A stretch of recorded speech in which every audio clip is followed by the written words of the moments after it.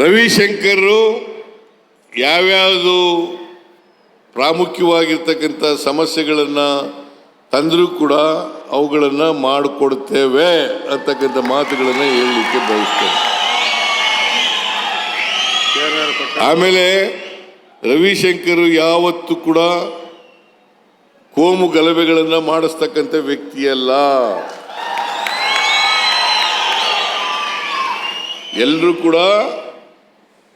ಎಲ್ಲರೂ ಕೂಡ ನೆಮ್ಮದಿಯಿಂದ ಒಂದು ತಾಯಿ ಮಕ್ಕಳಂತೆ ಬದುಕ್ತಕ್ಕಂಥ ವಾತಾವರಣ ಇರಬೇಕು ಅಂತಕ್ಕಂಥದ್ದು ನಮ್ಮೆಲ್ಲರ ಆಸೆ. ರವಿಶಂಕರ್ ಕೂಡ ಅದೇ ದಾರಿನಲ್ಲಿ ನಡೀತಕ್ಕಂಥ ಪ್ರಯತ್ನವನ್ನು ಮಾಡ್ತಾರೆ.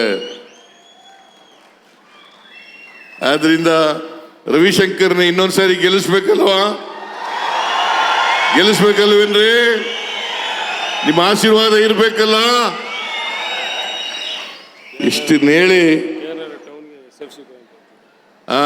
ಟೌನ್ ಕೇಸ್ ಪುರಸಭೆಗೆ SFC KR ನಗರ ಟೌನು, ಇಲ್ಲಿ ರಸ್ತೆಗಳೆಲ್ಲ ಕೆಟ್ಟೋಗಿದ್ದಾವೆ, ಮಳೆ ಬಂದು ಅವಕ್ಕೆಲ್ಲ ಅಭಿವೃದ್ಧಿ ಮಾಡಲಿಕ್ಕೆ SFC ಗ್ರ್ಯಾಂಟ್ಸ್ ಕೊಡಿ ಅಂತ ಕೇಳಿದ್ದಾರೆ. ಕೊಡೋಣ ಸ್ವಲ್ಪ.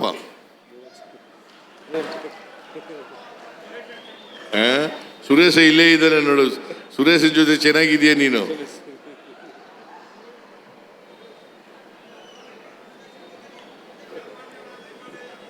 ಇಷ್ಟನ್ನ ಹೇಳಿ ನನಗೂ